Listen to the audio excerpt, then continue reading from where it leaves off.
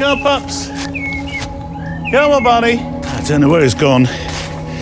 We're not quite at the I cannot feel my hands songs or stage that come around each winter as I make these walks on a... Where am I going? Oh, there's the path. On a microphone with you. My opening words, usually when we get far deeper into winter. I tell you what, these beautiful late autumnal yellow leaves, they're sort of... I can't work out where the path is. Any ideas, anyone? Answers on a postcard? Yeah, those words I usually sing, cannot feel my hands.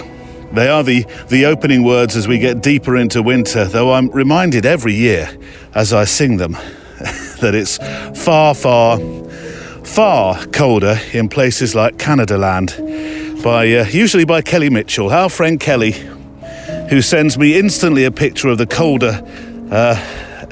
colder experiences that she's having in Canada land, usually from a picture made of the thermometer in her workplace, which starts at -9 and just seems to descend from that. It seems to me to be a very special thermometer that only starts in minus figures. Maybe that's the only kind they sell at certain times of the year in Canada land, Kelly. Hello, sir. What can I get for you today? Well, I need one of your special Canadian thermometers, please. I've got just what you need. This one, sir, starts at -20. We call it the positively tropical range. You're more used to it than me, Kelly. You're more hardened to it. So, yeah, I'm very aware, and it's only -1. I'm very aware that I shouldn't be whinging at -1. No, Neil, you shouldn't. And you say you want to go to the Arctic. I know. I do, don't I? Come on, Barnes, this way. He's being a bit of an explorer today. What have you found? Come on. We've got to start our photo walk. Yeah, Barney's now in his black coat that he wears, his winter coat, with less of a fuss, actually, than he made this time last year. It's like having Ready Brek warmth, so it is, that jumper of his. Ready Brek is something that only those of a certain age will remember. Remember this?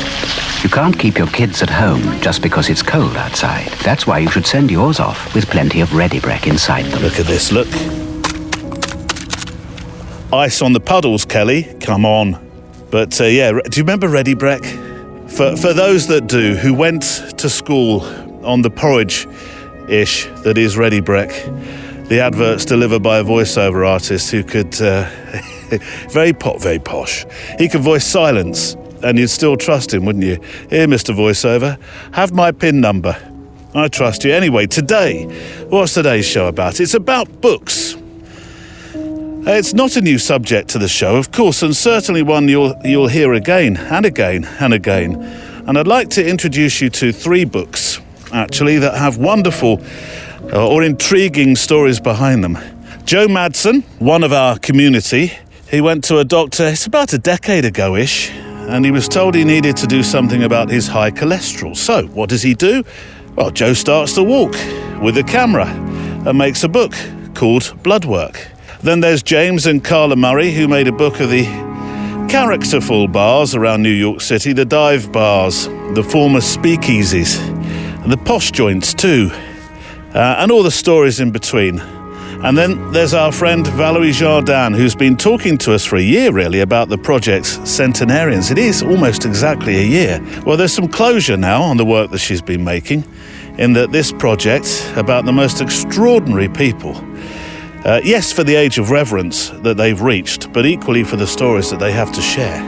Well, the work is now a book, and Valérie is my guest to share some news stories from the book and what it's meant to her to be able to produce a tangible, hold it in your hand, celebration of somebody else's life, or in this case, lives.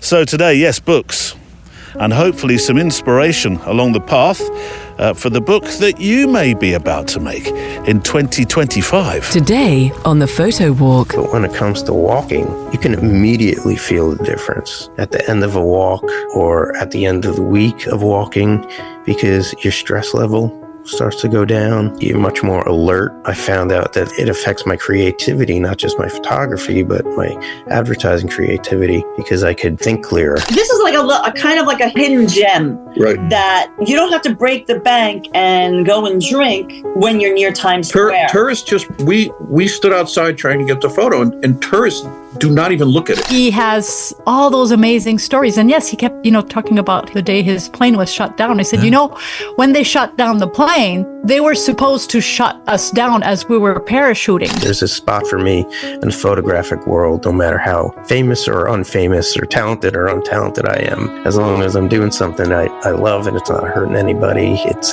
worth doing. Joe Madsen, Valérie Jardin, Karla and James Murray, all whose voices you will hear today about making books. I read something recently, noted it down actually, but I apologise for not being able to credit the writer behind it. I think, though, it encapsulates the wonder of making a book. And if you don't have something or someone to make it about, what about making it about you? I always think of Vivian Maier at moments like this, who granted didn't make a book and may not have wanted to make one. But can you imagine the one she would have made? These were the words: "Your life is a story no one else can tell, and turning it into a book not only preserves your journey, but inspires others to see the value in their own." Close quote. Welcome along as we make our photo walk together, a show where we walk and make pictures, photographically sketchbooking our time together each week, enjoying the letters and inspirational stories you send in, and listening back to special studio conversations with guests from around the world.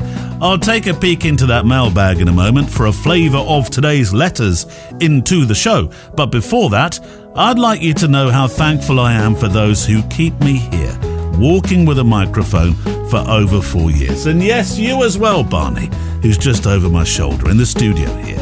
Thank you to all those who believe in the cast enough that you are Patreon members or extra milers, as you know. And also to MPB, who sponsor this show. A service I use for buying, selling and trading used camera gear is MPB. As a website platform, mpb.com is the place where I can safely buy, sell and trade quality used photo and video gear online. And online guarantees make this a place I feel safe to buy from, unlike some other marketplaces.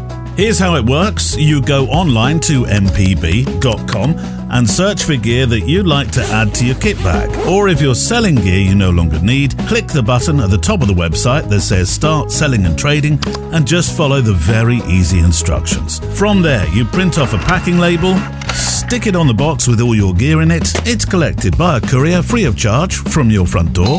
And the best bit, MPB pays you for your camera gear within days.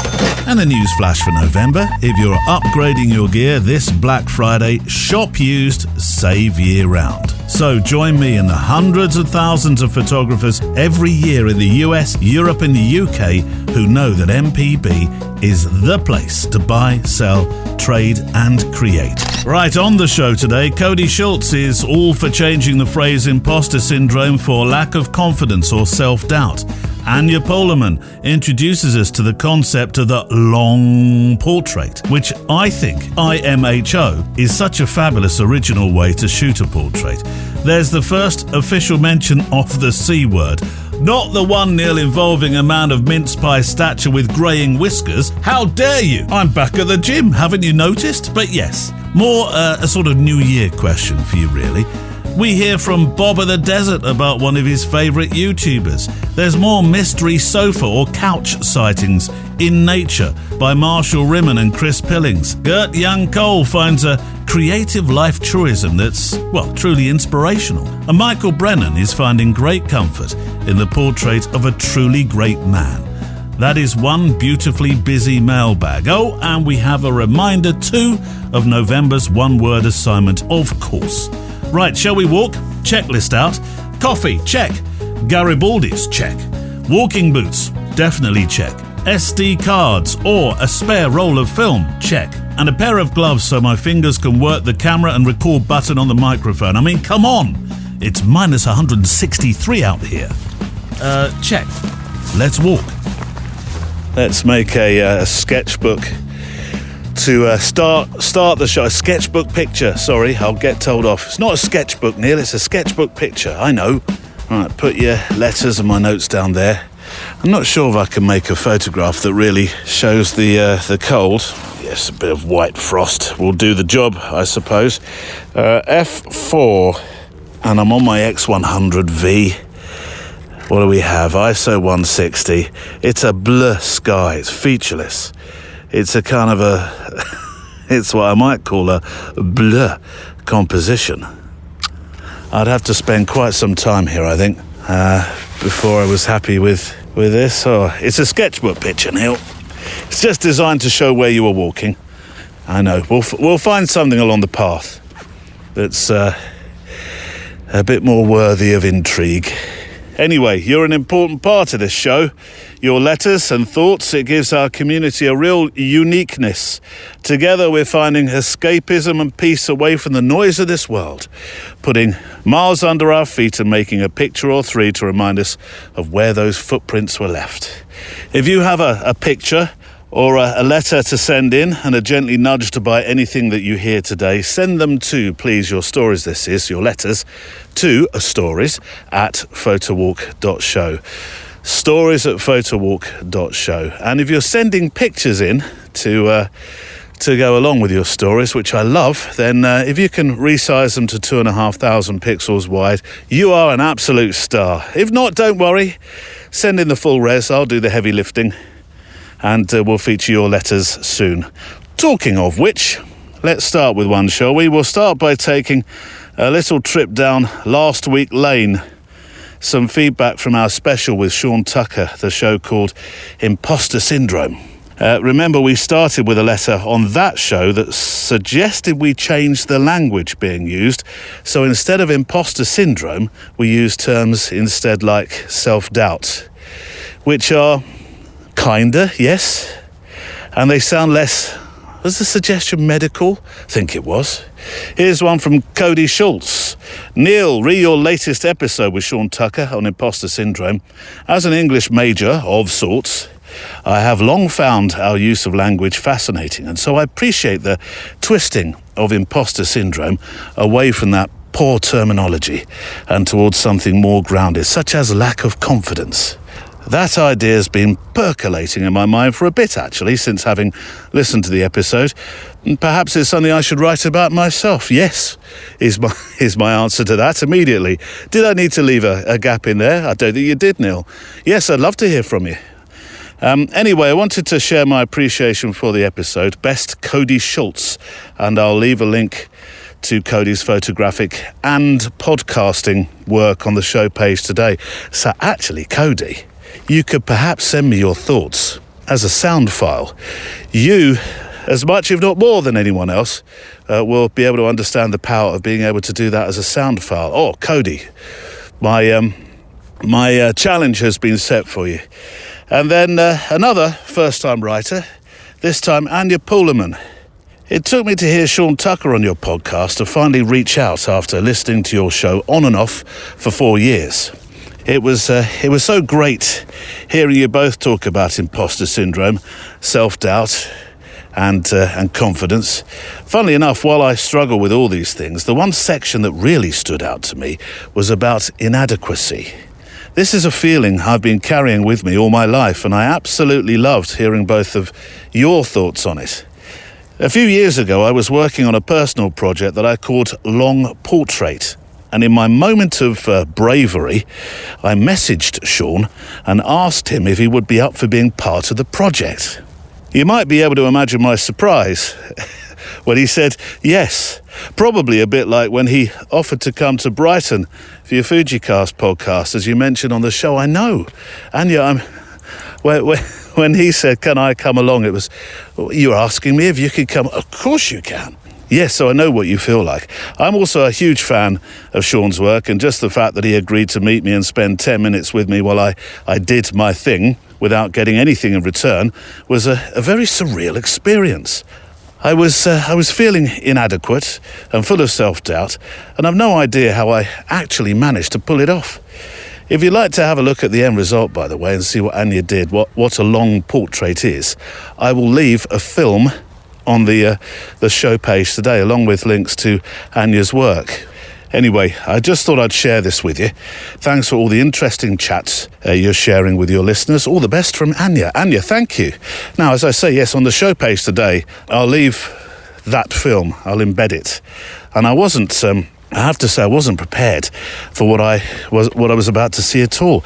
In terms of how this concept for a long portrait works, absolutely fantastic. Honestly, this would not look out of place in, say, the Tate Modern or MoMA. Do we pronounce it as MoMA? MoMA?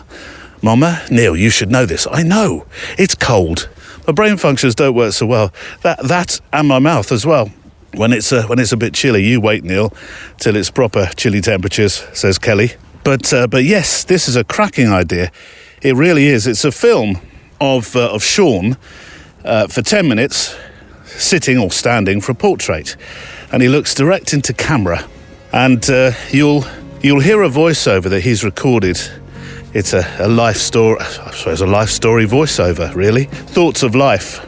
But in terms of the portrait, he's not talking to camera. It's him staring directly into the camera for 10 minutes, which I think that would be that's a courageous thing to ask people to do in many respects, because I can't imagine a lot of people that would instantly feel comfortable with it.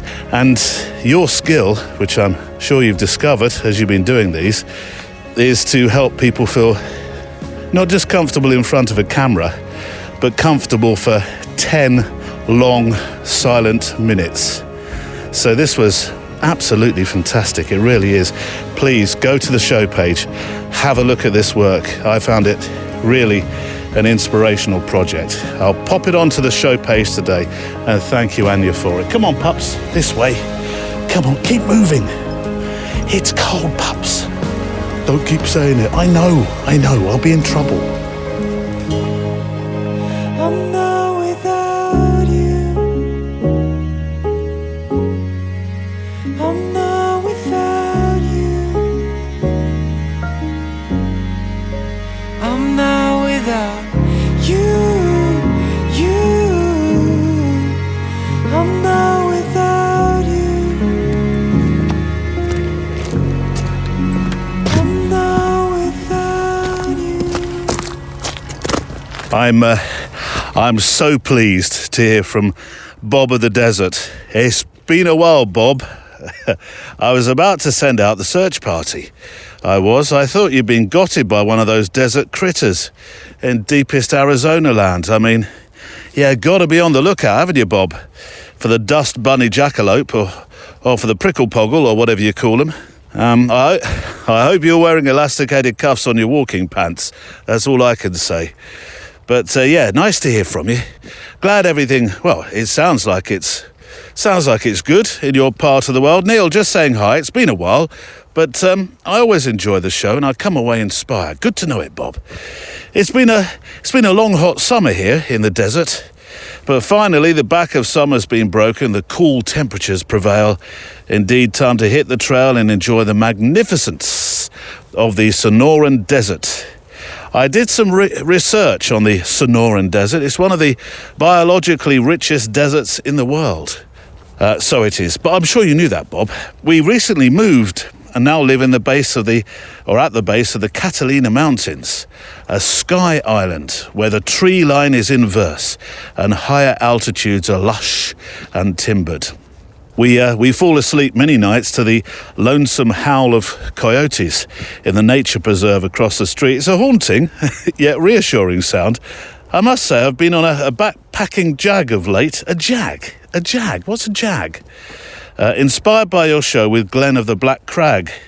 Thanks for introducing me to this wonderful gent. He, through you, has me back on the trail after a too long hiatus. I hope all's well with you, and I hope one day you'll visit us here in the desert. I truly believe you'll find it photographically restorative. You'll have a great tour guide should you partake. Cheers, Bob of the Desert. I know I will, Bob. A ready-made tour guide. I shall bring my elasticated cuff pants with me. I don't want any stuff crawling up them. Thanks very much. It's just a case of getting out to you, Bob. You're not just around the block, as it were. I keep saying, and it's a job I gave to Sir Michael of Mixonville, isn't it? I gave him one job. Michael, one job. That was all. To invent and send me a teleporter, because I'd be with you like a shot, Bob. I really would. But as of today, Michael of Sir Mixonville's teleporter is still not working. I've tried a couple of different batteries. Nothing. Absolutely zero. I look at it and think, where would I like to go? Well, the Sonoran Desert might be nice for starters. Close my eyes, open them again, and I'm still in the kitchen. Anyway, here's a few moments of Glenn of the Black Crag, in case you're thinking, who is this Glenn? From a conversation we had earlier on this year on the podcast. Just a little reminder of him, who has incidentally invited me to walk with him in the Lake District. So it's one of my plans. We'll come to plans for the new year in a moment, actually. Good note to self there. In the meantime, here's a wonderful landscape photographer from the land of YouTube. If I'm just going out for a walk, I don't really know what the hell's going to happen out there. Most of the time, it's just a walk, and it's beautiful scenery, but it's not enough to draw people in. So it is a fine line to walk, really. But yeah, the titles are absolutely crucial. So it's difficult to do that for a hiking video, unless stuff goes wrong. Or you're telling a story. I mean, let me play a moment from this film. Moment of terror, waiting to see legendary Ghost Army. I think I'm going to head back to the tent now and settle down, get a little bit of kip, hopefully not get woken up in the night. I think it's going to be a very early start in the morning because it's going to get very light soon. Not long at all. What the hell? There's a bloke stood next to my tent. What the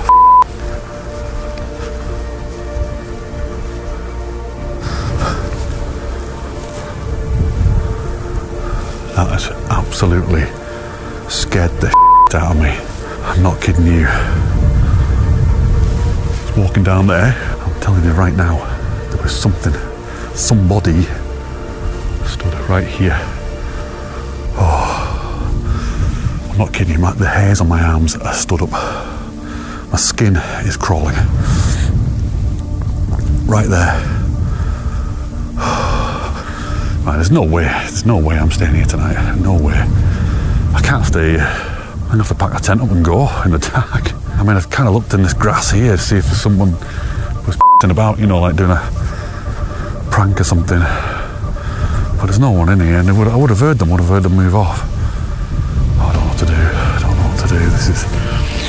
This is terrifying. So tell me about this place then, Glenn, and your experience. You were pretty shook up in the first scene, I've got to say. No, well, I saw something or somebody. You genuinely saw something? Yeah, and you can actually see it on the footage very, very briefly as I lift the camera up. You can see something tall stood by my tent.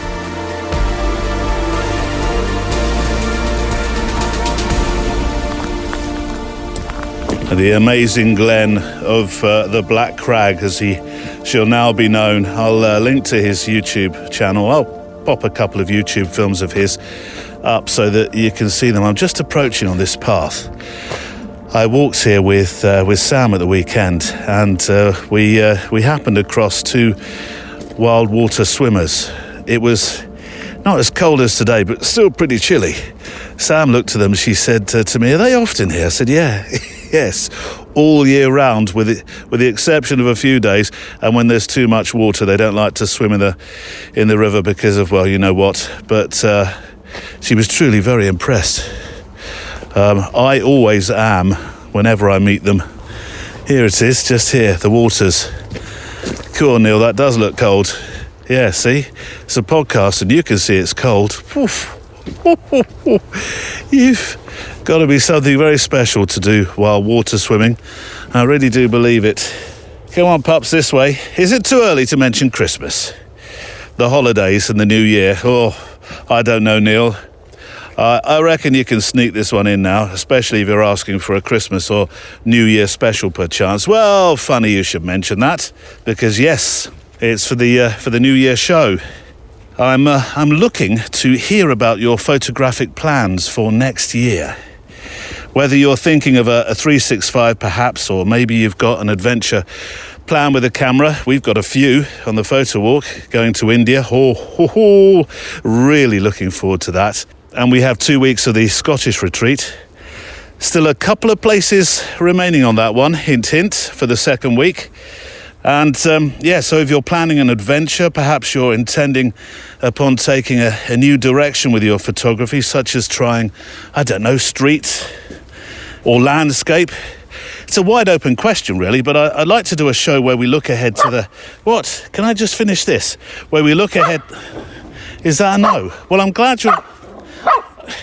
Hang on. Bear with me. All right, hold on. Come here. Come on. He's not been too well, actually, over the last 24 hours. Come on, so I'm delighted he's asking for a treat. Neil, you're not giving him treat upon demand, are you? Yeah, just maybe. Look the other way if you feel squeamish about that. There we go.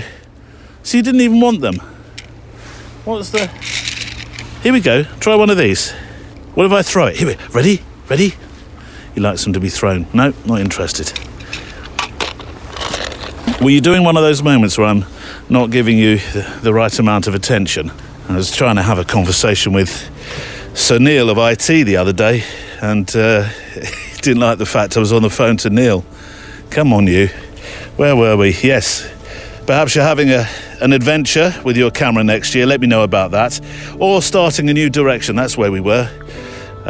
In landscape or street portraiture or whatever. I'd like to know about that. I'd like to do a show where we look ahead together to the new year, where we talk about creative visions and exciting plans. Perhaps that could include a book project. Making the book you've been meaning to make, as that's what today's guests are all talking about. And we'll start that conversation actually right now by talking with one of our walking community, Joe Madsen from New York. I had a message from Joe. It's about a month, perhaps a little bit more back, telling me about the project you're about to hear. Joe has the full story, so I needn't say too much before rolling tape, as they say, but I will say this.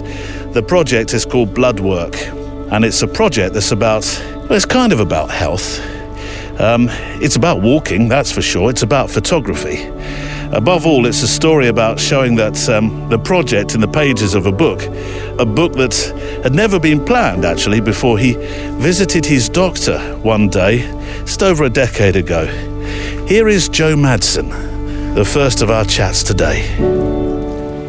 Joe, the introductory words within a short film about the why of your book are very simple. There's a lot of different reasons to start a photo book, but for me, it was cholesterol. My cholesterol was far too high, so I ate better, I walked more, and I brought my camera with me. It's beautifully simple and fantastically powerful as a package. And to use an analogy from, and I hope you don't mind me using this one, but it did remind me of it, from Winston Groom's famous work, Forrest Gump. One day I just started to run. Joe, welcome. It's nice to have you here. And Thank you. I should just tell you that we're recording this. I think it's about 9:30 nonsense in the morning for Joe, and it's a reasonable time of day for me. But he said, it's all right, I've got a 1-year-old daughter. I know about sleep deprivation. Very true. Oh, dear. Well, I've been there many moons ago, and it doesn't get any better. Right. You weren't necessarily, I'm sure, thinking about a book when you started Bloodwork, which is a brilliant title, I might just add. It wasn't necessarily that, was it, when you started? When you started to walk, it was to do with your health, wasn't it? Yeah. It was definitely to do with my health, but I had been into photography since high school, so for about 30 years now. And I started out in the darkroom, all black and white film photography, because it was 1995, so there was no digital cameras or anything like that. And I'd say for the first 10, 15 years of me being into photography, I really didn't have any kind of genre that I was into. I just enjoyed process, having a camera with me. You know, I graduated high school, I went to the School of Visual Arts, and when I went to SVA, photography kind of took a break. and I got into advertising, which is the career I'm in now. But yes, to answer your question, yes, I started walking to improve my health, but I figured, hey, I'm into photography. I'm going to bring my camera with me and we'll record what I see. Two birds with one stone. That's when I really discovered street photography, and I finally found a genre that I can focus in on and build a body of work from. Human truth is what interests you in both your design work and your photography. What do you mean by human truth? So human truth, it's basically insights. It's when you could watch a TV commercial or you can see a photograph on the wall and look at something and say, yeah, I get that. That reminds me of something in my life. So there's a connection there. In an advertising setting, the perfect example would be like the old Got Milk campaign. This spot opened up where, a guy was eating a peanut butter sandwich and he called into a radio show to answer a question to win a prize. And the answer was Aaron Burr. And because he was eating this peanut butter sandwich, his mouth was full and he couldn't get out the words because it was sticky and it was gooey. And then at the end of the spot, it just said "Got Milk" because everybody's been there. You're eating something, you want to wash it down with milk or something to drink. So people get it. It's like, yeah, I've been there. I've been eating something and I get thirsty and I can't really speak if my mouth is full. Street is your genre when it comes to photography. What is it about street photography? Bar the fact, of course, it's formed the jigsaw pieces of this super book we're about to talk about. But what was it about street that originally attracted you to it? Mostly my environment. I've been a New Yorker one way or another for the past 25 years. 4 years of college, then I worked in New York. Now I live in New York. So it was really me adapting to my environment, my surroundings. And I just always had this love for the city and all the energy that it had. And so, it was just a matter of time before I started recording it with my camera. I've been to New York a number of times. I've walked Manhattan, but I've never been as a photographer, actually. I've only ever been either as a tourist or working in radio and sound. So I've never been as a photographer, which surprises me now when I look back at 15, 20 years of being a photographer, that I've not visited the city in that time as a photographer. Where would you go? I mean, it seems to me it's a candy box. Yeah, I mean, there's endless opportunities here. I would try to go to the non-touristy sections. Okay. I mean, sure, you're visiting New York. You should see that stuff too. But try to go into, like, for instance, Chinatown. Chinatown can get very touristy if you go to a certain area of Chinatown.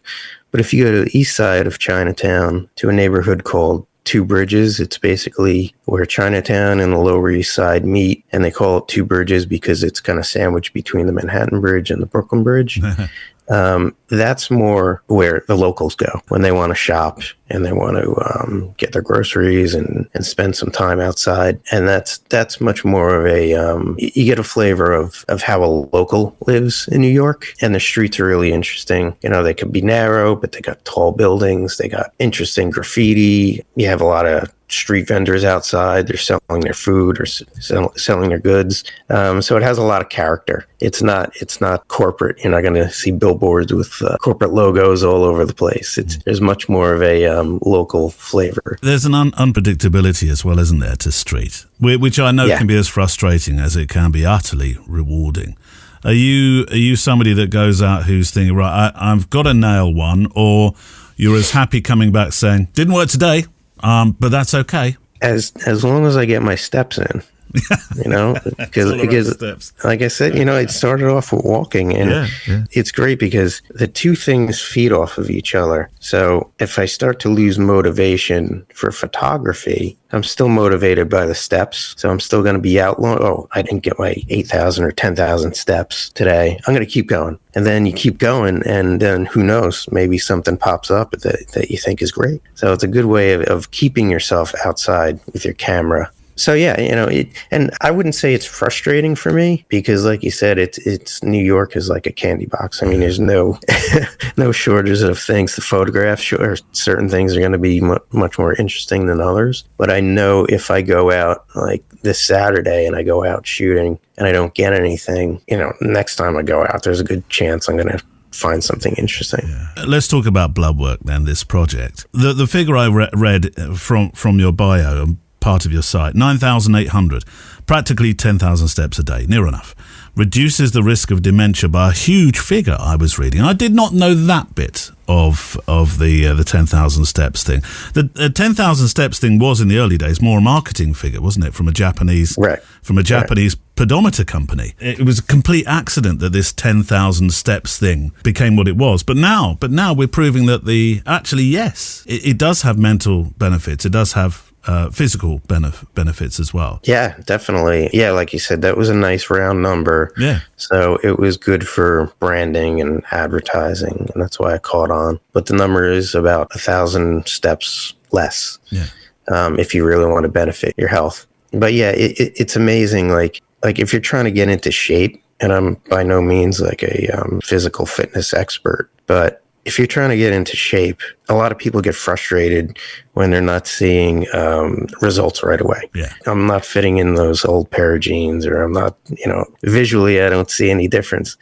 And yeah, that's because you get frustrated and you quit, but that's because you're focusing on the things that aren't immediate. But when it comes to walking, you can immediately feel the difference at the end of a walk or at the end of the week of walking, because your stress level starts to go down. You're much more alert. I found out that it affects my creativity, not just my photography, but my advertising creativity, because I could think clearer, less brain fog. So if you really want to get into shape, just like start walking and focus on the things focus on the immediate rather than the things that are going to hold you back. Take me back to that moment where you decided to do this then.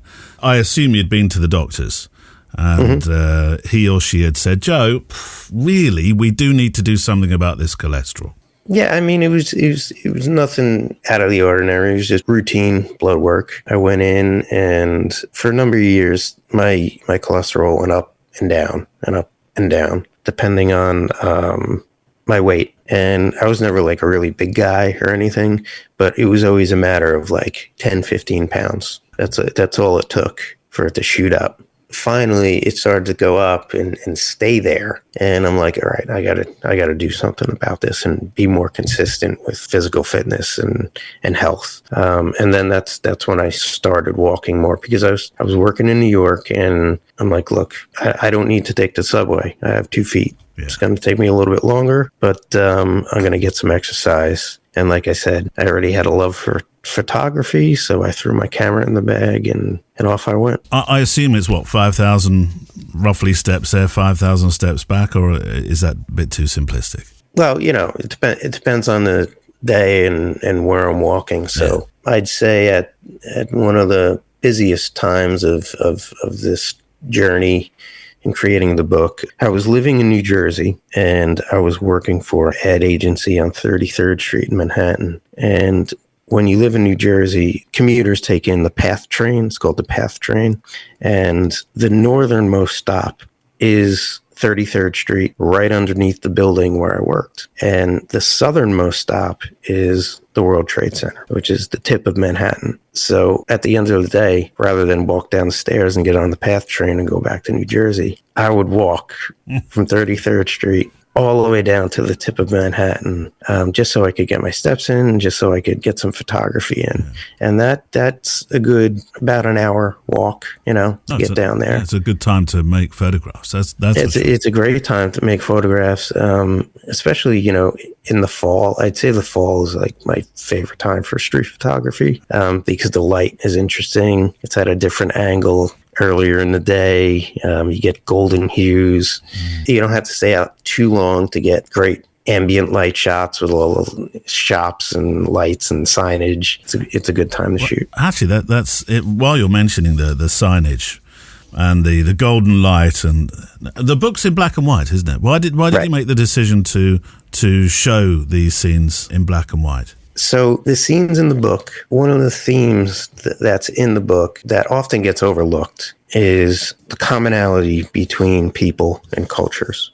And I tried to, when I was curating the book, I tried to match some of that stuff up. Like, for instance, there's this shot in Mexico City that I did where it's these two young people, they're on their cell phones. It's like a profile shot, and they're standing near some kind of like light post. You have all these vertical lines, and their head is just buried in their phones.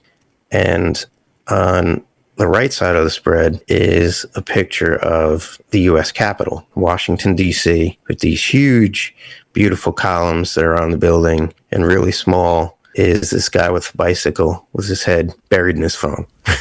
You know, so no matter where you go on Earth, somebody's going to be, you know, focused on their phone rather than their surroundings. And it's like those little things that I find, you know, that I find interesting between cultures. Because, so to go back to your question, the reason why it's in black and white is the black and white strips everything else out and you really focus on the moment and what they're doing rather than their skin color or the shirt they're wearing or the crazy colors in the background. It really just allows you to focus on the story. Much of the book, much of the project is you're reacting to street scenes. It's quite reactionary. There are some encounters, though. There are people that you've met along the way that also feature in the book. I'm interested to know how you chose those, because across 12 years, I mean, there's hundreds, possibly thousands of pictures you've needed to leave out. How did you decide which encounters with people to leave in?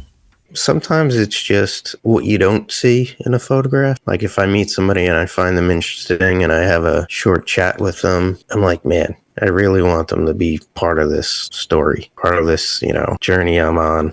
They deserve to be in the book, basically. Of course, it's got to be a good shot too, but it's really who has the most personality on camera, who has the most story to tell. There's a nice shot in there from the Women's March of this girl holding up a sign with about the tampon tax, that was happening. And it's just so much detail and character in her and the shot that I just had to include it. How did you sequence the book? It was definitely a process. I mean, it was probably one of the hardest parts of putting the book together, is sifting through all a giant library of photographs. But, you know, just purely from like a layout standpoint, I knew I wanted to have full bleed images so you could feel like you were actually walking into the crowded, claustrophobic city. But for the vertical shots, for the portraits, I knew I wanted to have enough white space around it so you can focus on this one singular person and their personality. So that's why you're going to see a lot of white background in those page layouts, and some of the big wider shots are going to give the feeling of you can almost step into the image. That's why it's full bleed. Who have you published with? Oh, I used a company with Mixam. They're a printing company. I know of Mixam, yeah. And I printed a whole bunch of books, and I have them in my one-bedroom apartment in New York City.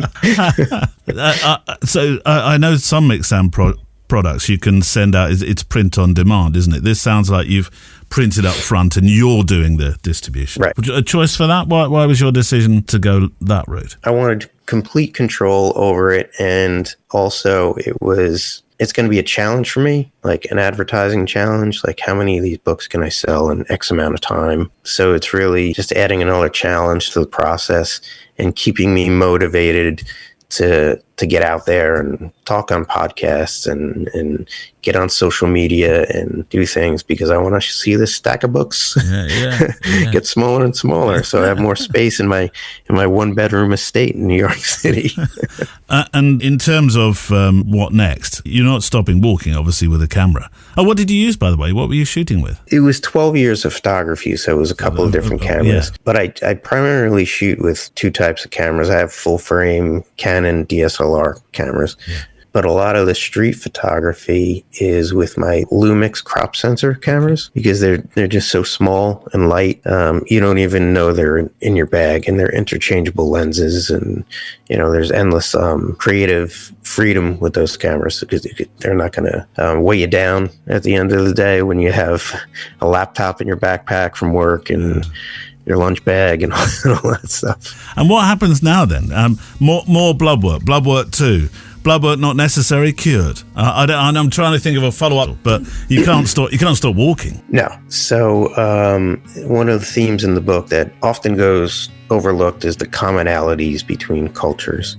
I want to start to focus in on that a little more, and possibly my next book, it's going to be much more evident that that's what's going on in the photography. And what have you learned about making a book? It's hard work, but it's rewarding. It's something that honestly anybody can do, and you shouldn't let your level of experience or talent stop you. If you if you like doing something and it's something healthy and productive, just do it. You know, I listened to your episode with Sean Tucker about imposter syndrome, and I think it just goes back to just being self-aware. Like, hey, maybe I'm not the most talented photographer, but I love doing this, so I'm going to do it anyway. There's a spot for me in the photographic world, no matter how famous or unfamous or talented or untalented I am. As long as I'm doing something I love and it's not hurting anybody, it's worth doing. And my thanks to Joe Madsen for sharing the story of his book, Bloodwork. I shall link to him, of course, on the show page today. It's the photo walk of a Friday, me with my letters, or your letters, and my notes, making some sketchbook pictures as we tread the path, talking about all manner of stuff that you write in with photographically, and that's how the show is made, really, from your letters. Yes, we have our guests, but the letters are a truly important part of the show. I wouldn't do it just with the guests. I might do it, but it would be a very different flavoured podcast. So keep sending those in, please, to stories@photowalk.show, stories@photowalk.show. Send your pictures in 2,500 pixels wide if you can resize them. Oh, there goes a pinstriped Express, pups. Here we go. Not so much of the Express. No, it's not, is it, really? That's a leisurely pinstripe, that one. That's if you want to get to the office after all the important decisions have been made. Express. So yeah, send in your stories, your pictures. If you do send them in, if you can resize them, great. If you can't, don't worry. I'll do the heavy lifting and do that for you. Don't put borders on them. And if you can put a link to your work, that's fantastic as well, because it's nice to send people back from our website your way so they can see more of your work. Now, I need a bit of help, really, if you can. It helps the show to be discovered if you can leave a review on Apple Podcasts. And to do that, it's very simple. Just go to the Apple Podcasts app. You might be there right now. Search up the Photo Walk and then leave just a few words as a review. You can do the same sort of thing on Spotify. So you can. And that helps us to be more discovered, stay in the podcast sphere longer, invite guests because they've perhaps heard of our show as well, that kind of thing. It's a back scratcher. Look at pups. Come here. Come on.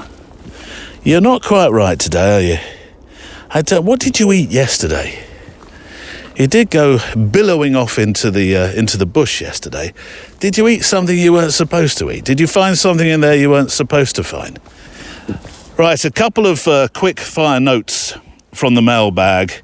Actually, this first one comes on the back of introducing Sean Tucker last week to my sofa of flattery concept.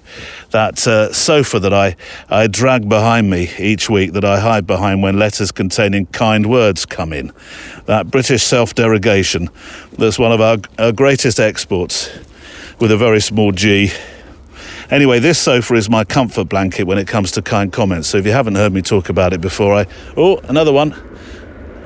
There's another one, pups. Blimey, they're busy today.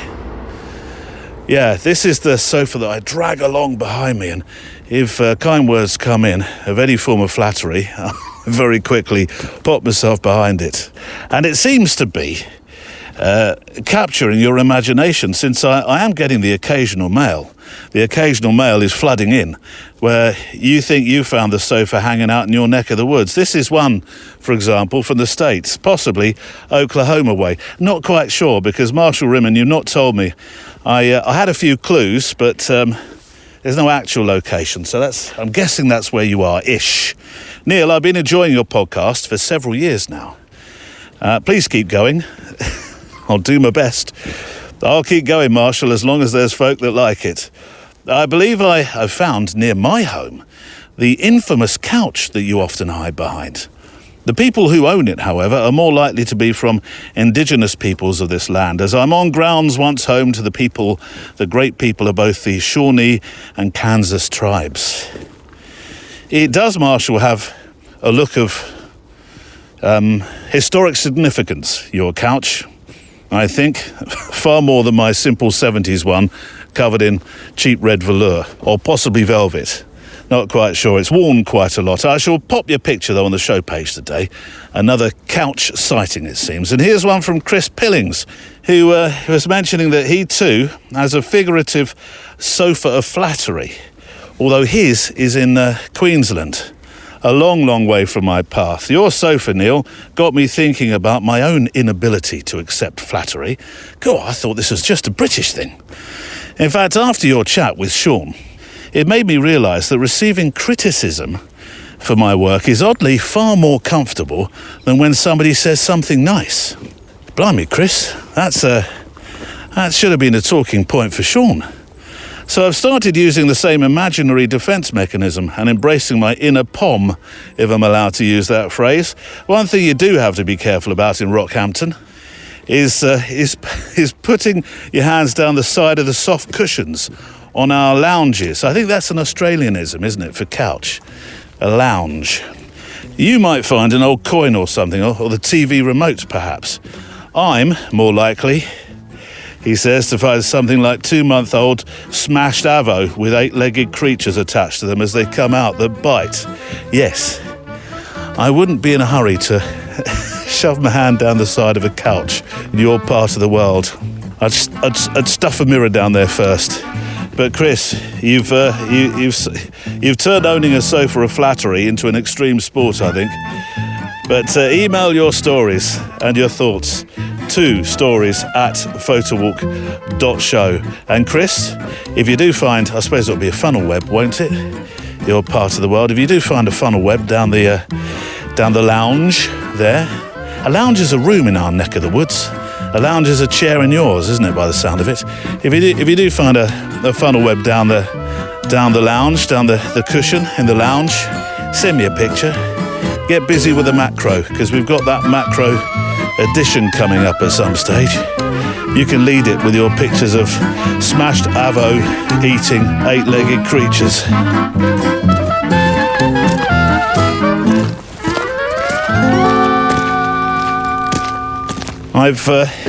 I've got a letter to come in a moment which I think could spark an episode all of its own. It might take a bit of work because I could not do this without your help, and I'd need a fair amount of it, having said that, in the form of letters and pictures. I very almost decided to use this as a one-word assignment, that word being heroes. But there's a letter in a moment or four that says everything about the simple wonder that's a still picture of a loved one. And I'll play it alongside my conversation with Valérie Jardin about an amazing project and book called Centenarians. Talking of assignments, though, let's get busy with the one for this month. I said last week you have 2 more episodes of the month to take part, but I was doing something wrong that I often get wrong, which is counting. I went to have a conversation with the calendar and I saw that actually there are still, including this, 2 more Fridays of the month. So either Kelly Mitchell in Canada Land, who I charged with inventing the time machine to go along with Sir Michael's teleporter, either Kelly's actually invented that thing and taken us back a week, or I simply can't add the Fridays up in the month correctly. Which one do you think is more likely? So, the assignment, with some terrific pictures coming in, by the way, has been set by Lynn, Fraser and Jacquie Matechuk. Here comes your one-word challenge for November. The photo walk assignment. Okay, one word then. The one-word challenge, the assignment for this month. What words, Jacquie, have you chosen? I would have to say connection. So why? And how does that connect to your work and how you approach your subjects? For me, the connection comes with my subjects. And in order to create connection, I need to be invested in them. I need to understand them. I need to respect them. I need to know them.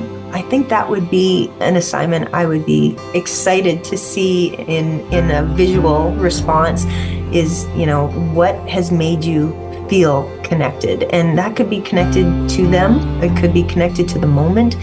It could be connected to a past experience, but something that really has stirred your soul, made you feel something deeply. And if you can turn that into a moment, a frozen frame, you're going to have an immense success and I think feeling of accomplishment just within your own world. So my word is connection. It's a word that crops up frequently when we're talking about photography, and I think it's a word that's very open to interpretation. So you can look at it from a literal angle, or you can look at it from a metaphorical angle. And I think it's particularly pertinent in the last 2 weeks because we've made connections with new people on the retreat, which has been lovely. So my thoughts on the assignment were that you could maybe show a relationship between people and or an object or different objects, perhaps a spark between yourself as a photographer and the subject. Can you think of one of yours? What's a connection picture that you can think back in the last year, maybe with all your trips you've done in various places? I took an image of one of the girls when we went to visit the Arbori tribe, and she stared right down the lens of the camera, right into my soul. And I feel that's a really strong connection there that was formed between the two of us during that portrait. Well, maybe we can use that one on the assignments page to demonstrate that perfectly. Yeah. So, once again, the word is... connection. Good luck. Best of luck. Send your assignment pictures to stories@photowalk.show. Stories@photowalk.show. No borders, no watermarks, but make sure you do leave me, if you wish to, a link to your website, your Flickr, Instagram, whatever, so that I can link back to your super work, so that we can all enjoy the work that you make. The other thing I'm going to do a little bit earlier than usual is throw forward, as they say in podcastinese, to the extra mile. On the extra mile this week, an extra book. And this is the one that I mentioned at the start of the show. So the full interview is actually on the extra mile. It's the bars, the great bars of New York City. 30 of Manhattan's favourite storied drinking establishments. It's a Prestel book that was photographed by James and Karla Murray, who both photographed another book that I loved about the mom and pop stores of the city. But in this one, they decided to visit the bars that they love, or they've heard about, that have character and history and a shed load of memorabilia in them. And I love this project because it's a photographic project that I find truly inspiring for its connectedness. Is there such a word? The fact that it's a simple idea and that it's the sort of thing that you could do in your own city of heritage close by, really. I loved the technical approach as well. And a nosebleed-free zone, because it was photographed with one camera, which was a 5D4, Canon's 5D4, essentially one lens, one tripod, one of those ones that's earned its scratches, and that was it. New York's bars, as they say, don't just serve drinks, they serve drama, mystery, and the occasional life lesson, whether you want one or not.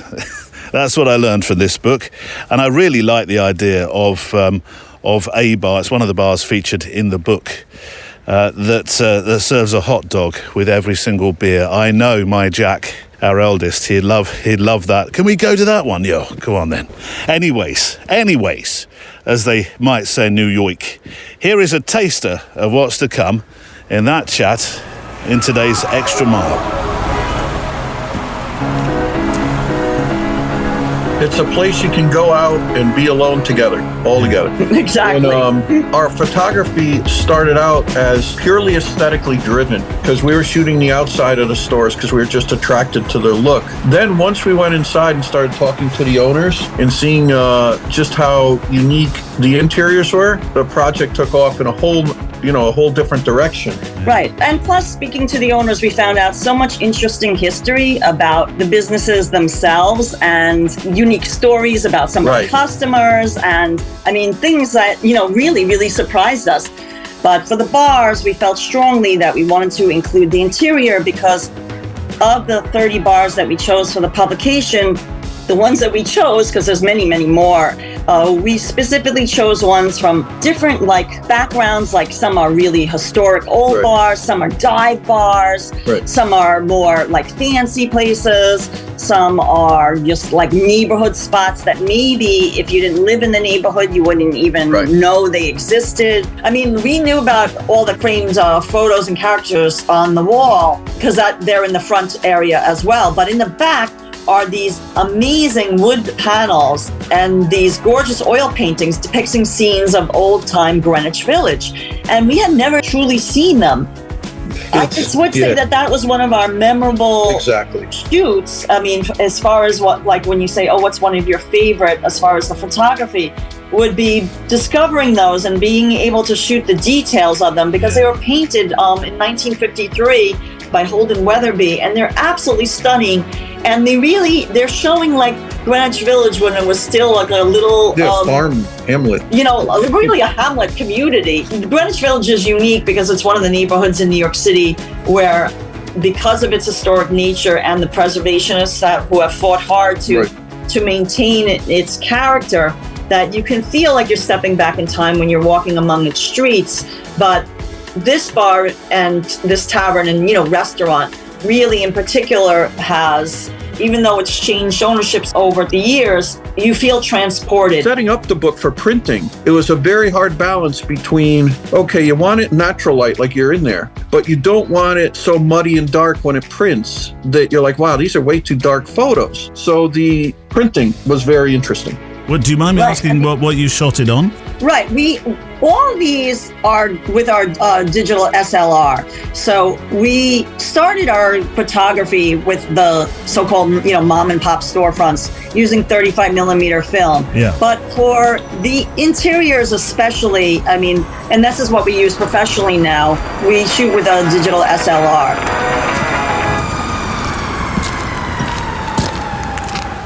And you can hear the rest of my conversation with James and Karla Murray on the Extra Mile today. If you'd like to join us on that show and you're not yet a supporter of the show, then you can do that by going to the website photowalk.show and then clicking on the yellowy, orangey yellow button at the top of the page that says support the show. It takes you to a page which will explain all about membership of the show and supporting the programme. There's a list of questions, actually, or suggestions, if you will, on the contacts page of photowalk.show that prompts you for things that you could perhaps contribute in the form of a letter. I know sometimes I've heard from people who say, I haven't written because I didn't really know what to say. And that's why I came up with this list of, I suppose, conversation starters or prompts on the contact page. And then we can get to know you and our community can get to know you better as well, because that's what makes the whole show work. Your stories, your thoughts, alongside our guests, is what it's all about. One of those suggestions, or prompts or questions, is what is your why? Which is a familiar question I ask, most of our guests that come onto the show. And on that note, here is a letter from Gert Jan Cole. I have this at the back end of September, so excuse the slight delay, he says, sounding like a very English station announcer, making excuses for late-running trains, down to leaves being on the track and so on. Good morning, Neil, says Gert. He was writing after the special that we recorded from the Scottish retreat. Love this Friday's episode, as per usual. It's lovely to hear the retreatees. Is that a word? He says in brackets. Well, if it isn't, Gert, it's one I've invented. Enjoyed the week and the discussions of their creative processes. And again, mental health came up, a recurring theme. And rightly so, because it's one of the main issues today, says Gert. And the next generation will most likely struggle even more.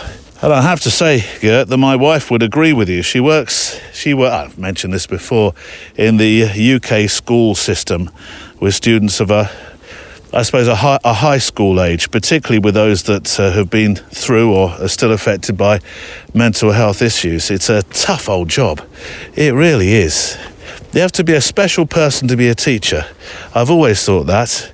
And doubly so, I think, to work in the environment that Sam works in.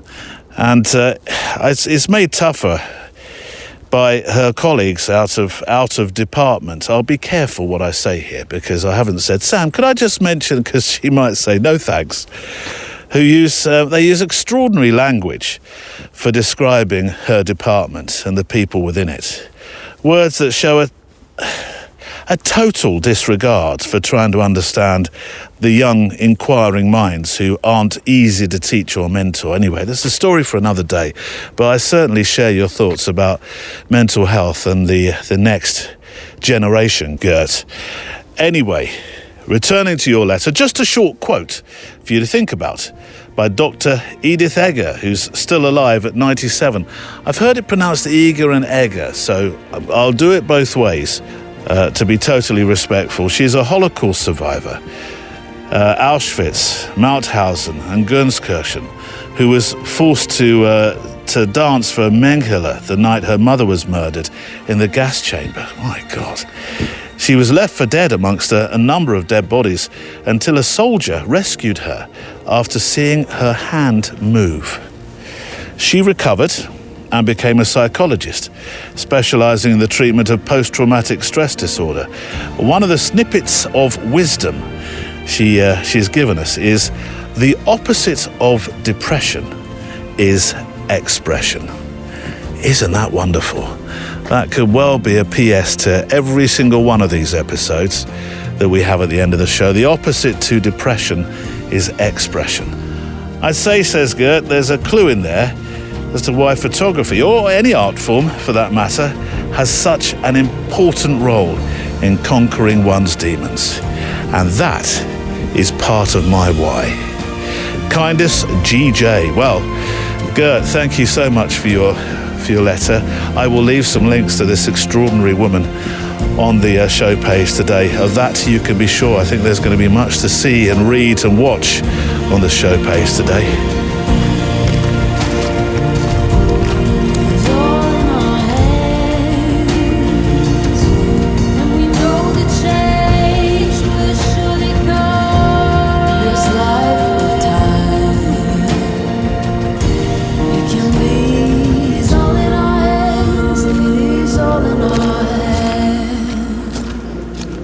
Some wonderful, some very inspiring thoughts and letters from you this week. Thank you so much for them. And here's the kind of letter that underlines the power of a photo portrait. I laid reference to it a moment ago, actually. It's the perfect introduction too, really, to Valerie's Centenarians book in a moment, which feels like a figurative bookend conversation, because this is a project that in Valerie's appearances on the show over the last year, we've mentioned probably more than a handful of times. It's such a fantastic project. I will say that different photographers have differing and different approaches to and feelings about how they like to make a portrait and what is a portrait. I have an appreciation for many styles, including the style of picture I'm about to reference from our friend Michael Brennan in a moment. And I'm kicking myself, Michael, that over the last 20 years, I didn't take a very simple black background to weddings. Because imagine in 1,000 weddings, how many people do you think I've met, photographed, and God, I'll have to do the figure on that. It'll be an approximation, of course, but yeah, can you imagine having taken a black background out, and in that moment between the end of the wedding banquet and the start of the dancing, there's usually some what's loosely termed as downtime. And if I could have photographed portraits of people and just noted down a few stories, can you imagine the stories in those simple portraits that I would have?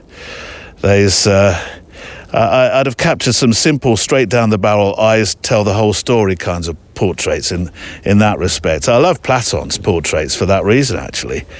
But then there's more active representations of people, such as Valerie's work, whose interview I'm about to play. In fact, let me tell you about the chat with Valerie now, just ahead of reading in Michael's letter, because it really does dovetail into my conversation with her. For a year, and it's practically a year to the day, I think, Valerie's been working on a super project about people of 100 years of age and older. It's proof that projects and ultimately books can come from the most unexpected places or thoughts or personal challenges. And as you'll hear, it's a project that almost didn't get off the ground, as the very first picture she made of somebody wasn't exactly the candid nature that she prefers to employ in her work. And so it was for a moment it was, maybe this is not the thing. I'm so pleased that she carried on doing it, because I think it's been an incredible journey. I know, overused J word, incredible journey, not just for her, but for those that she's photographed, as you will hear in a moment. Anyway, a portrait became a conversation, became an invite to a swimming pool, became a project, became a friendship circle, an exhibition, and then the book. So Valerie, in a moment. First up, though, yes, our friend Michael Brennan. You know Michael. He built the Spotify playlist out of our playout songs that we have at the end of each week's show. So if you like the music that gets played, and I think it includes some of our instrumentals too, doesn't it? Yeah, I think so. And there's a few surprises thrown in, actually. I do know that. They're on the playlist called Go Photo, GOFOTO, which I will link to on the show page. Well, I've been linking to it every week, and I don't see that changing. Top of the morning to you, Neil, says Michael. Glad somehow Go Photo on Spotify can bring joy to folks anywhere on this lovely planet. Well, it does. I think it does anyway, Michael. I had the chance to listen to the episode where it's mentioned. I think my favourite part of the episode is the title. Miracles are happening everywhere. My dad would have got a real kick out of that. He saw miracles. He would have been a great story for you. My dad was a hero, he says. Father of 6 and 18 grandchildren, a small business accountant that didn't have the easiest path in life. World War II vet, part of the greatest generation. At 62, he gathered all us kids around to let us know he was selling the business, the house, and going into the seminary to become a Catholic priest. At the age of 65, with all his kids and grandkids surrounding him, he was ordained.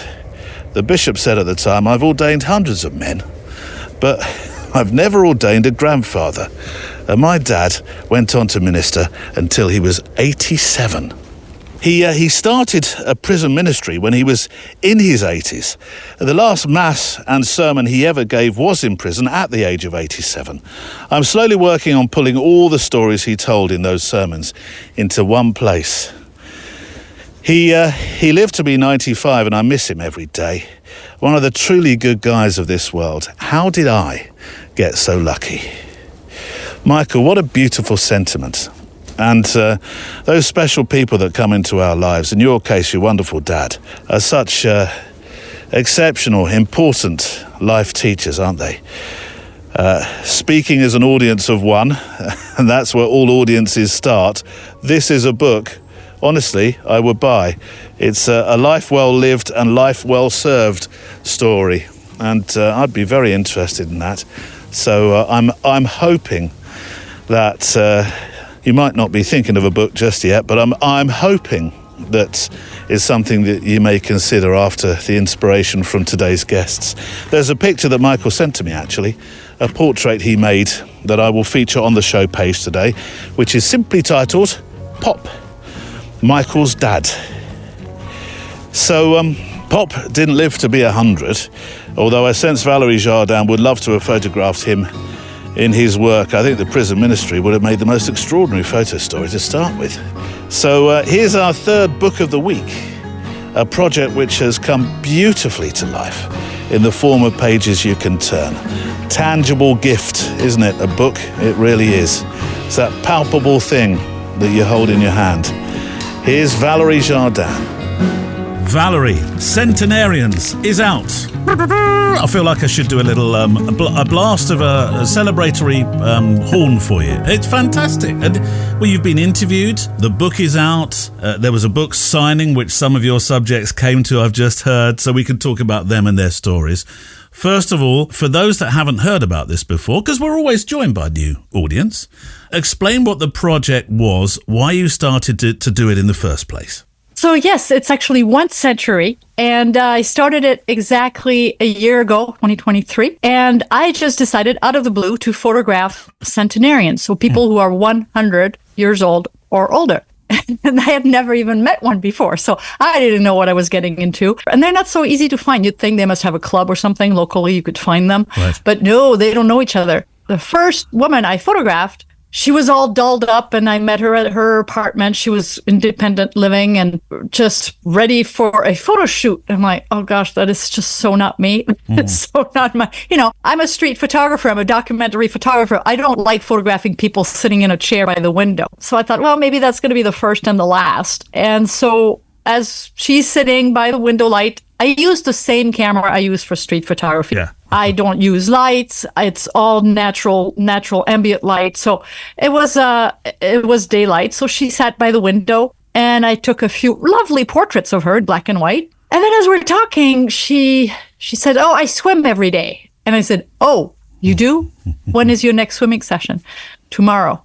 I'll meet you at the pool." And that's really how the project defined itself. It's not about centenarians. It's about centenarians and the activities that bring them joy. So I had yet set another level of difficulty to the project, because not only was I to find 100-year-old people, but they have to be very active and doing all kinds of activity. So the project was getting more and more difficult by the minute, but I was excited about it. This is Elaine Anderson, isn't it? Who's 102 now?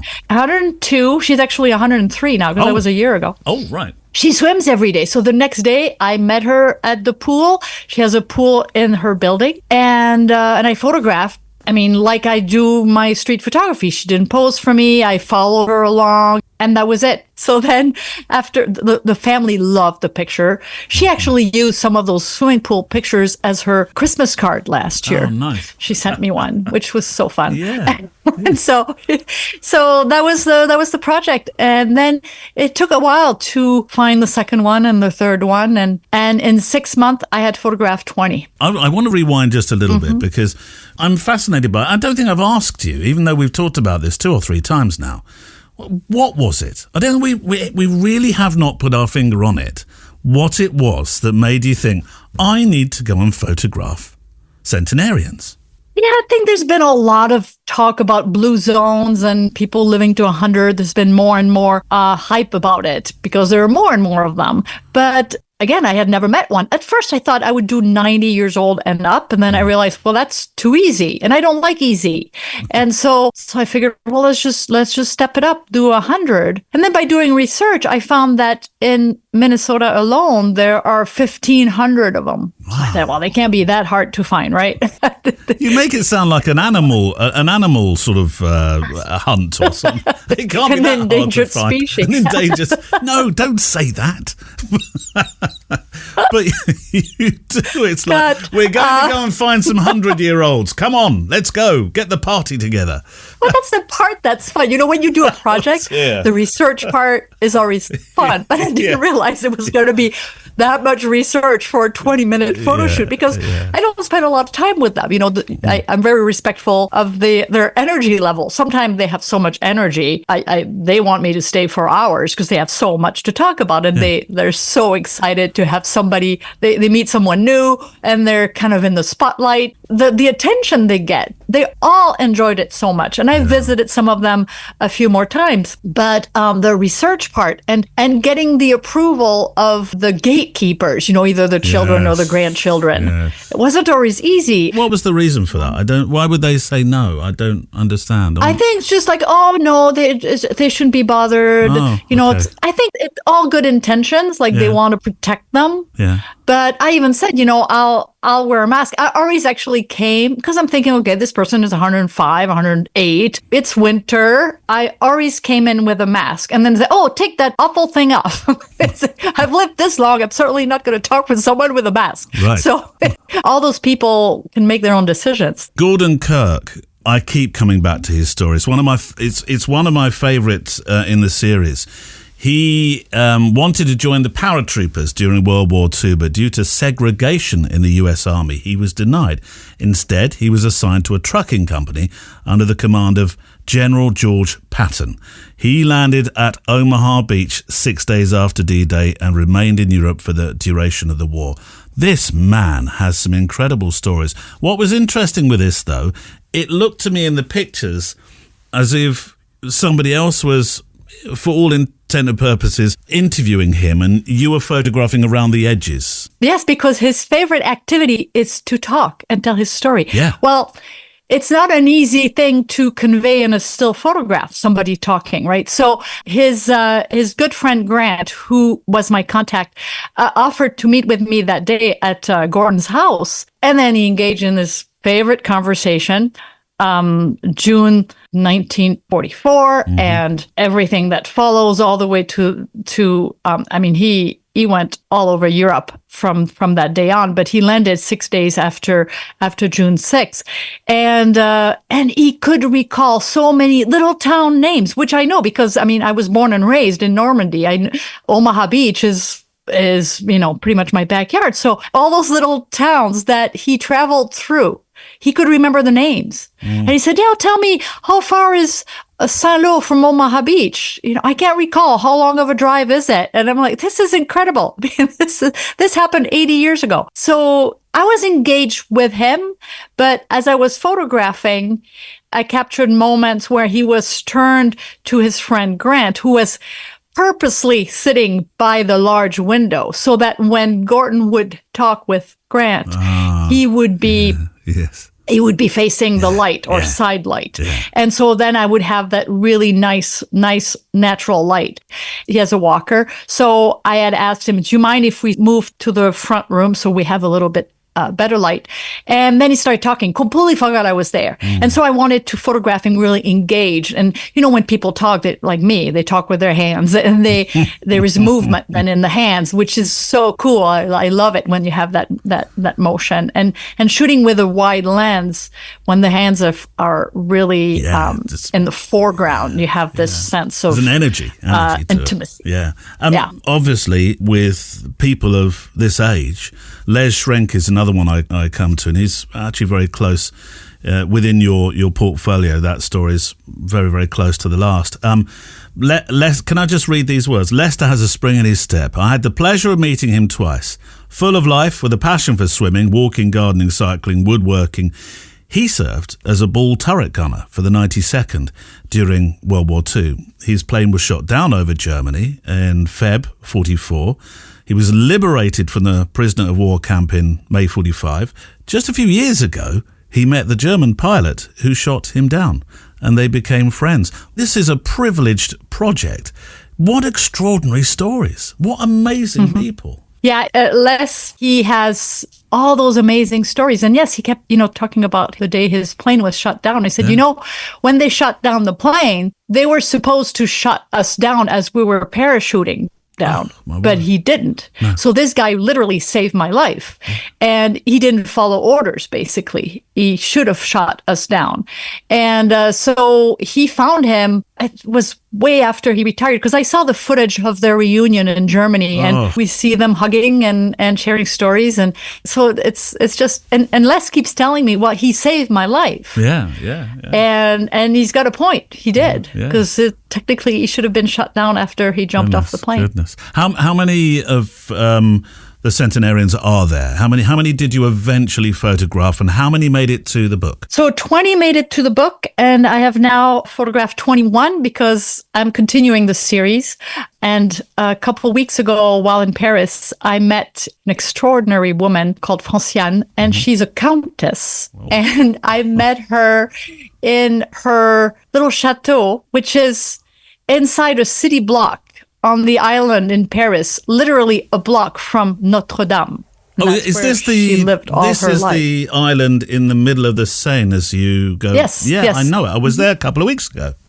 And so just amazing. She invited me in. Her favorite activity is reading the Figaro from cover to cover. Yep. And so I photographed her reading her newspaper some evening after my workshop hours. And from her little study window, you can see the steeple of Notre Dame. So I said, wow, that must have got pretty hot here a few years back because she really literally had front row seats. And she said, yes, and I can't wait. I'm a special guest at the grand reopening in December. She's just amazing. It's looking good, by the way. I can't believe it's been turned around quite this quickly, but that's another project for another day. The book launch then. Tell me about the book launch. I know that the physical book is only available to those who live in America. The ebook, though, is available worldwide, which is good. But tell me about the launch. What happened? What it was like? Because you had five of your subjects came. I know. It was amazing. So an exhibit was planned already many months ago because usually exhibits in galleries are planned almost a year in advance. So already we were starting to plan it after I had only photographed 2 centenarians. So I was keeping my fingers crossed that I would have more than 2. And so the exhibit launched in Minneapolis just last Saturday and will go until early January at Praxis Gallery in Minneapolis. Beautiful space. We had 12 centenarians featured in the gallery, 4 photographs of each one, and the stories. And I had promised, sometime I just need to think before I promise things, but I always keep my promises, and I had promised each centenarian that they would be in a book. And I had no time for this, but I put the book together. And then I thought, well, if I'm going to make 20 copies, I might as well make 200 or 300 and then just make it available. And I did. It actually sold out. Oh, fantastic. And I'm doing a second print run now because people love the stories. So yes, 5 of the centenarians came. I did an artist talk an hour before the grand opening. Full house. They were seating for 55 people. There must have been about 80. 5 of the centenarians were there. And I knew about 4 of them. The 5th one was a surprise.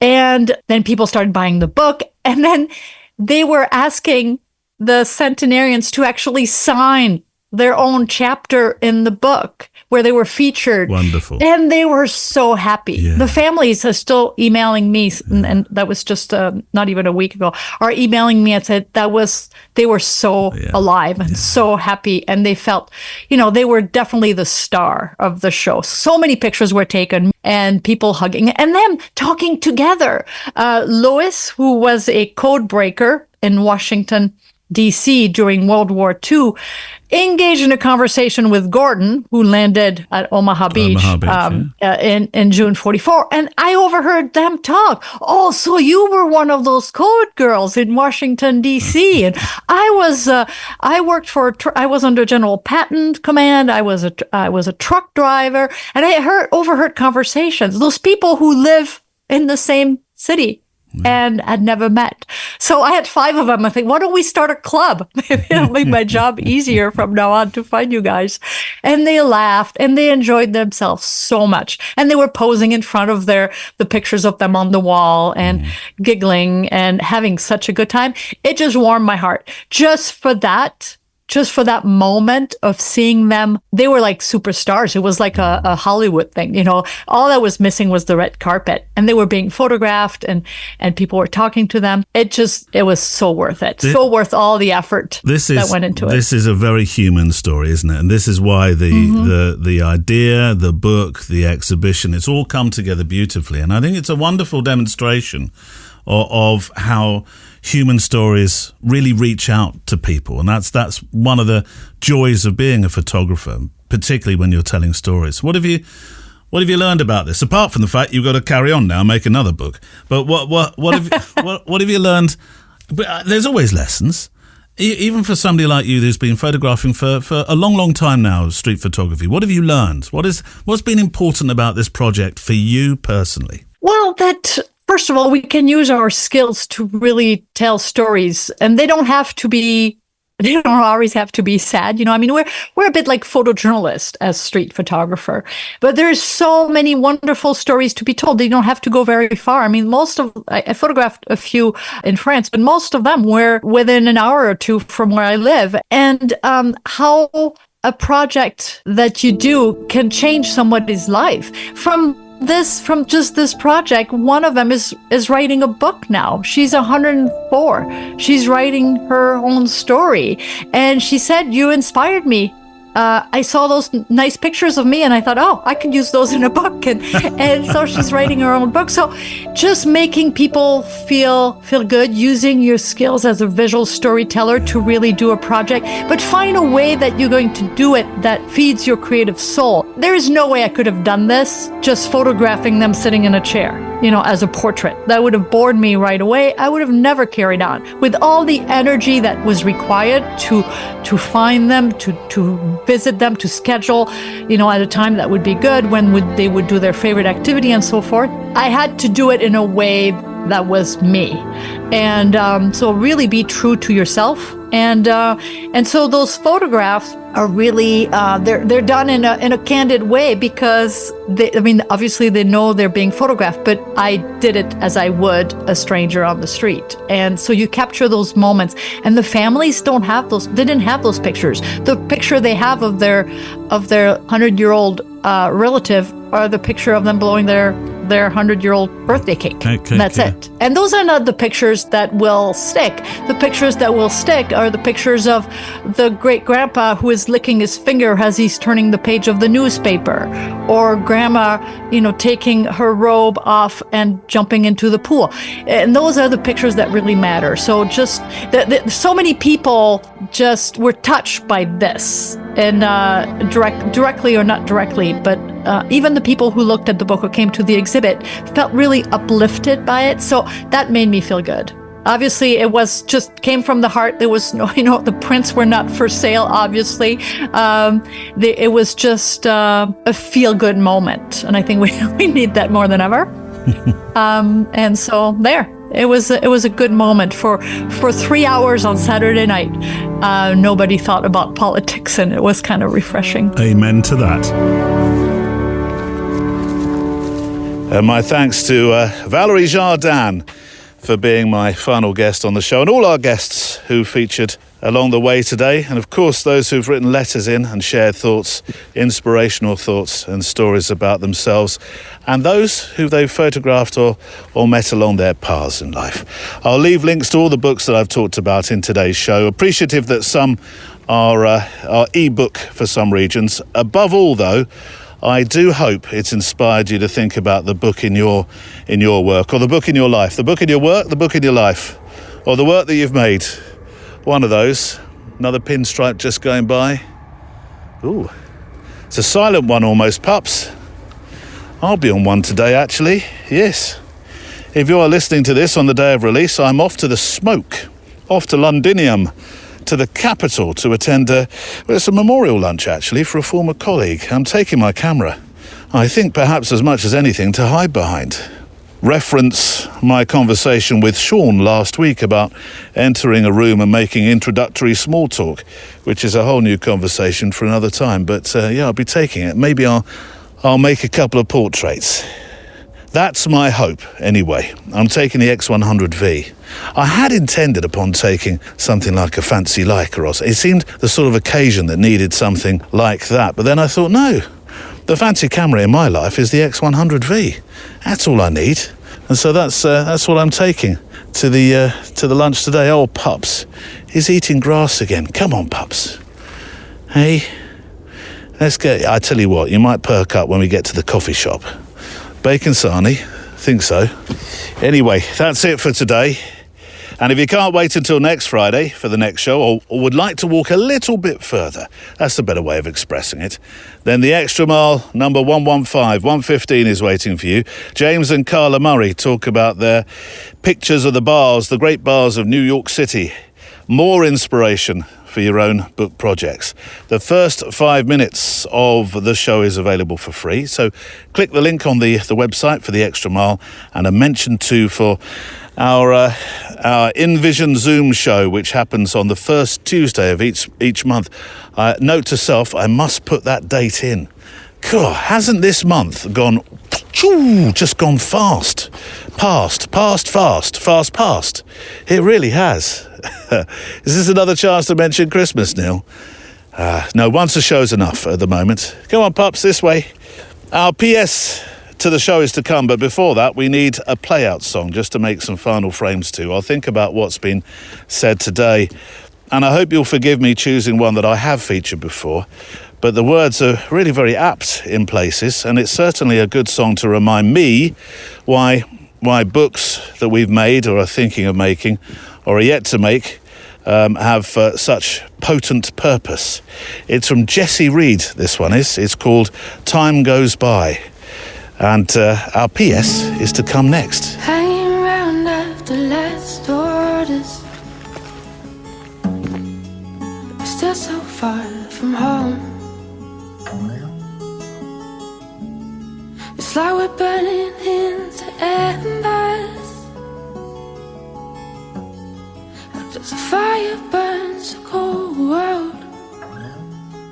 As the days keep rolling on, we're living in hell again. But I still hold you in my heart when these days have been and gone. Ooh, ooh, ooh, ooh, ooh. Ooh, ooh, ooh, ooh. As time goes by, won't we keep heading round the circles, never letting go, never letting go. As time goes by, won't we keep heading round the circles, never letting go, never letting go.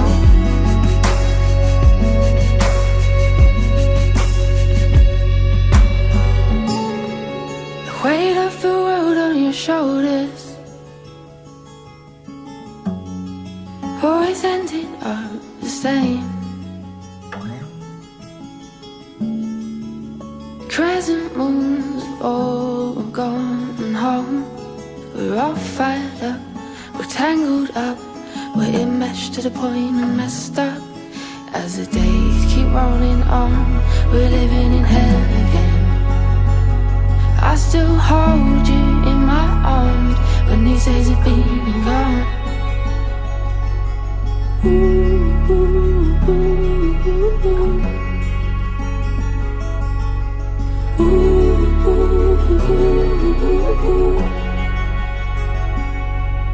As time goes by, won't we keep heading round in circles, never letting go, never letting go.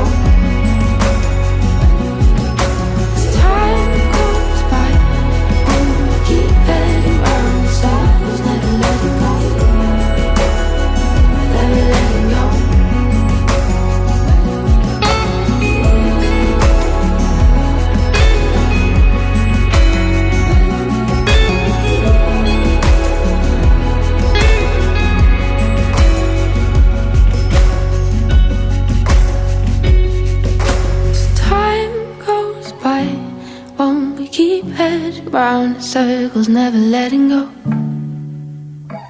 never letting go.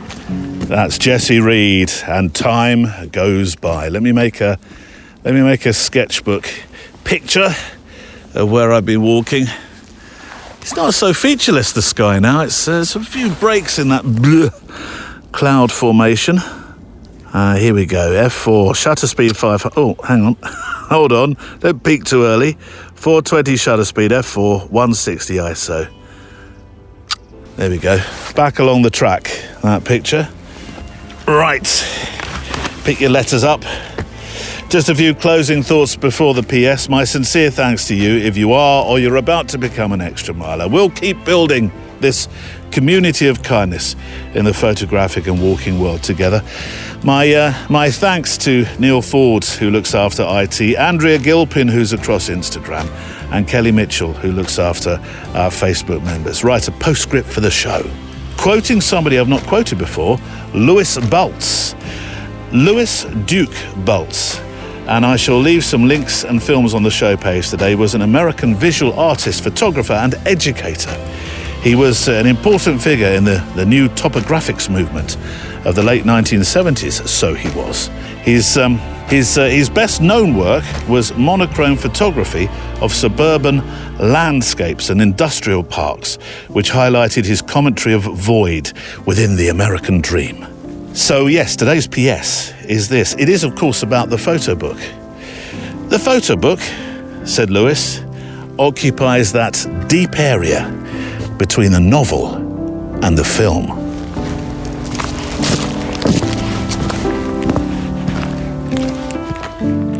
The Photo Walk is a Loading Zone production.